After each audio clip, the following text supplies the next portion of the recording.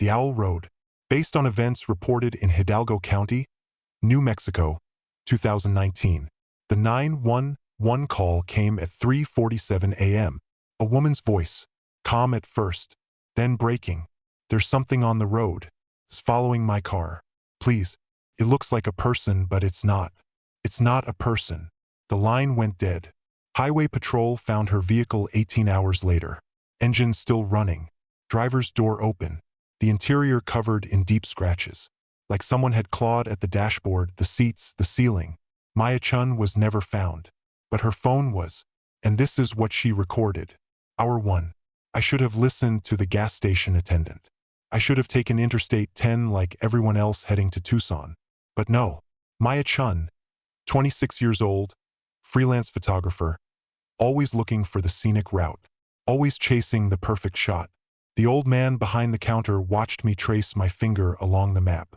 Highway 80, the road that cuts through the boot heel of New Mexico before crossing into Arizona. "That road closes at sundown," he said. I laughed. "Roads don't close. That one does." He had a face like cracked leather, eyes that had seen too many desert sunrises. He wore a turquoise ring on his left hand. Patchy, I guessed. "There's nothing out there," he continued. "No service. No towns. No help. Just the Peloncillo Mountains and whatever lives in them." "Whatever lives in them?" He didn't answer. Just slid my change across the counter and turned away. I bought beef jerky, 2 bottles of water, and a pack of cigarettes I told myself I wouldn't smoke. Then I walked back to my car. A silver Honda Civic with 180,000 miles and a tape deck that still worked. The sun was already bleeding red across the horizon. I had maybe an hour of light left. The first 20 miles were beautiful. I pulled over twice to photograph the landscape. The saguaros standing like sentinels. The mountains turning purple in the distance. The sky shifting from orange to pink to deep, bruised violet. This is why I took the back roads. This is why I didn't listen. I was uploading photos to my cloud when I noticed my service bars had disappeared. All 4 of them, gone. No signal. The GPS on my phone showed my location as a gray void. The blue dot that represented me was hovering in nothing, like I had driven off the edge of the map. I checked the rearview mirror. The road behind me was already swallowed by darkness. Hour 2. The headlights carved a tunnel through the black. I've driven at night before. Plenty of times. Through Montana. Through Texas. Through empty stretches of Nevada where you can go an hour without seeing another car. This was different. The darkness here was physical. Pressed against the windows like deep water. When I turned off my music, I could almost hear it. A low hum. A vibration. Like the desert itself was breathing. The road began to climb into the mountains. That's when I saw the first owl. It was sitting on a fence post about 30 feet ahead. Massive. At least 2 feet tall. Its eyes caught my headlights and flashed gold. I slowed down. It didn't move. As I passed, its head rotated. Not the normal way an owl turns its head. This was mechanical. Precise. Like the movement of a surveillance camera tracking a target. I watched it in my rearview mirror until the darkness ate it. Then I saw another one. Same size. Same position. Another fence post, maybe a quarter mile ahead. Its head was already turned. Already watching my approach. Like it knew I was coming. I counted 7 owls in the next 3 miles. Each one larger than the last. Each one positioned to watch the road. And each one turning its head to follow my car as I passed. I told myself this was normal. Owls hunt at night. Fence posts make good perches. This was migration season. Breeding season. Some kind of season that explained why 7 enormous owls were lined up along an empty highway like mile markers. Then the 8th owl moved. Not its head. Its body. It dropped from the post and swept low across the road, directly in front of my car. I hit the brakes. The Civic skidded. For a terrible moment I thought I'd hit it. But when I stopped, the owl was gone. I sat there, hands shaking on the wheel, heart slamming against my ribs. In the silence, I heard something, a tapping sound, coming from the roof of my car. Hour 3. I didn't get out to check. I'm not an idiot. I've seen enough horror movies to know that when something taps on your roof at midnight on a deserted highway, you don't step outside to investigate. I accelerated. The tapping stopped. But something else started. A scratching sound. Light at first, like branches brushing against metal. Except there were no trees on this stretch of road. Nothing but scrub brush and bare rock. The scratching moved from the roof to the rear window. I looked in the rearview mirror. I shouldn't have.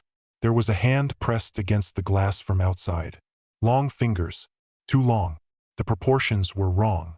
Like someone had taken a human hand and stretched it on a rack. The fingers were moving, tapping, testing, looking for a way in. I screamed. I pressed the accelerator to the floor. The Civic leaped forward, engine whining, and the hand disappeared. I drove 90 miles an hour for the next 10 minutes. I didn't slow down until my lungs stopped burning and my hands stopped shaking enough to grip the wheel properly. When I finally checked the mirror again, the road behind me was empty. But in the darkness to my left, parallel to the highway, something was running, keeping pace with my car. It moved like nothing I'd ever seen. Fast, fluid, low to the ground but somehow also tall. Like its body didn't have a fixed shape. Like it was folding and unfolding as it ran.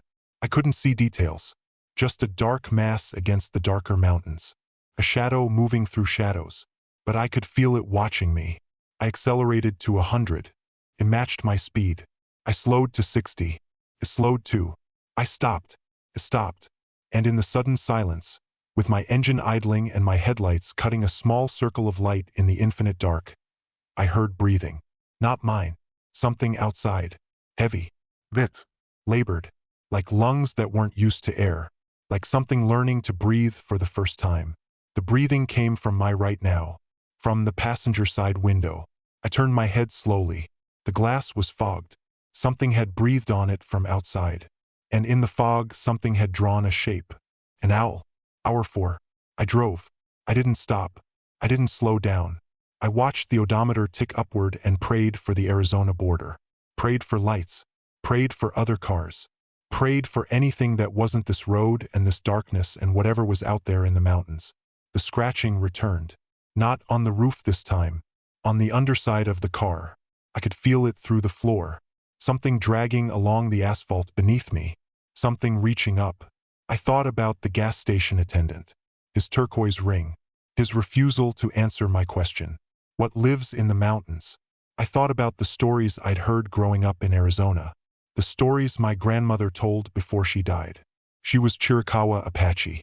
She grew up on the reservation near Fort Sill. She used to tell me about the old ways. About the ones who walk between. She called them Ye Nald Lushiai. The ones who go on all fours. She said they could take any shape. Coyote. Wolf. Crow. She said they wore the skins of animals to hide what they really were. She said they could run faster than any car. Could hear your heartbeat from a mile away. Could follow your scent for days. She said they were drawn to fear. That they fed on it. I was giving them a feast. The radio turned on by itself. Static at first. That white noise hiss of a signal searching for a station. Then something else. A voice. Distant and distorted. Like someone speaking through water. Maya. I slammed the power button. The radio stayed on. Maya Chen. The voice was wrong. It was my voice. But older. Tired. Like it was coming from a version of me that had been running for years. Don't look in the mirror, Maya. I looked. The back seat was empty. But there was something on the rear windshield again. Not a hand this time. A face. Pressed against the glass from outside. It had my features. My eyes. My nose. My mouth. But stretched. Distorted. Like a mask that didn't fit properly. Like something wearing my face without understanding how faces worked. It smiled at me with my own lips. Then it spoke with my own voice. I'm almost ready. Hour 5. I'm recording this on my phone. I don't know if anyone will find it. I don't know if anyone will believe it. But I need to document what's happening. I need someone to know. The thing is still following me. It's not hiding anymore. It's running alongside the car now, visible in my peripheral vision. A dark shape on 4 legs. Then 2 legs. Then something in between. It's playing with me. Every few minutes it rushes the car. Slams against the driver's side door. The metal bends inward slightly each time. The window is starting to crack. I can't outrun it. I've tried. I can't call for help. No signal. I can't stop. If I stop, I die. So I keep driving. The gas gauge is dropping. I had 3/4 of a tank when I left the gas station. Now I'm at a quarter. That should be impossible. I haven't driven that far. But the odometer shows I've been on this road for over 200 miles. The road from the gas station to the Arizona border is 43 miles. I should have crossed hours ago. I don't think I'm on the same road anymore. My grandmother told me one more thing. She said the Yi Naldlushii weren't just monsters. They were people once. Medicine men, shamans, healers who walked the witchery way. They had to sacrifice something to gain their power. Something close to them. Family. Blood. She said they hunted at night because that's when the boundary between worlds was thinnest. When the skin between our world and theirs could be punctured. She said if you saw one, you should never speak its name. Never acknowledge its presence. Never look it in the eye. I've done all three. She said if you did those things, it could take something from you. Your voice. Your face. Your identity. She said it would wear you like a coat. And no one would know the difference. Hour 6. The headlights are dying. They flicker every few seconds now. Each time they do, I see the thing closer. Standing on the road ahead of me. Waiting. It's not running anymore. It knows I can't escape. I'm down to fumes. The engine is coughing. The cracks in my window are spreading like veins. The temperature inside the car is dropping even though the heater is on full blast. I can see my breath now. And in the darkness beyond my dying headlights, I can see shapes gathering. More of them. Dozens. Watching from the roadside. Some on 2 legs. Some on 4. Some on shapes that have no name. The owls are back too. They line the fence posts in the distance. Hundreds of them now. Their eyes glow gold in the dark. They're not watching me anymore. They're watching them. The gathering. My grandmother said there was only one way to survive an encounter. You had to make it to sunrise. They couldn't take you in daylight. Couldn't cross into your world when the sun was up. They belonged to the night. They were creatures of the in-between. But sunrise is still 4 hours away. And my engine just died. Hour 7. I'm sitting in the dark. The car won't start. The headlights are dead. The only light comes from my phone screen, and the battery is at 11%. They're surrounding me now. I can hear them moving, circling the car like wolves around prey. Their breath fogs the windows from outside. Their fingers tap against the glass. They're speaking, but not with their own voices. I hear my mother, my brother, my grandmother who died when I was 12. Maya, open the door. Maya, it's cold out here. Maya, let us in. They're using my family's voices. My dead grandmother's voice. How do they know? How do they have her voice inside them? The scratching has stopped. Everything has stopped. The silence is worse than the noise. The silence means they're waiting for something. The silence means they've made a decision. My phone battery is at 4%. If you find this recording, please tell my mother I love her. Tell my brother I'm sorry I missed his wedding. Tell whoever finds my car that I didn't want to die out here. Tell them I should have taken the interstate. There's light. On the horizon. Faint. Pink. The first suggestion of dawn. The things around my car have stopped moving. They're staring at the horizon. I can feel their hatred, their frustration, their hunger. They're out of time. One of them approaches my window. It's the one wearing my face. It presses itself against the glass and speaks with my voice. We'll finish this tomorrow night. Then they're gone. All of them, dissolved into the darkness, retreating into the mountains like they were never there. I'm alone. The sun is rising. I'm alive. After. Highway patrol found me 3 hours later. I was still in the car. Couldn't move. Couldn't speak. Could barely remember my own name. They said I was hypothermic even though it was July. They said the scratches on my car looked like they were made by something with claws. I never told them what happened. Who would believe me? The official report said I had a psychological episode caused by dehydration and exhaustion. They recommended I see a therapist. They suggested I avoid driving at night for a while. I moved back to Phoenix. Got a day job. Stopped taking photographs. I don't go out after dark anymore. Because every night, just after sunset, I hear them. Tapping on my window. Calling my name with my own voice. And every night, they sound a little closer. Maya Chen's therapist reported that she made significant progress in the months following her episode. She was sleeping better, eating better, returning to her old routines. On October 31st, 2019, Maya told her therapist she felt ready to drive at night again. She left Phoenix at 6 p.m., heading east on Interstate 10. Her car was found the next morning on Highway 80, 14 miles south of Road Forks, New Mexico. The engine was still running.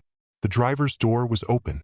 Maya Chen was never seen again, but people in Hidalgo County still report seeing a young woman on the road at night. She waves at passing cars. She asks for help. She has Maya's face, but her eyes glow gold in the headlights.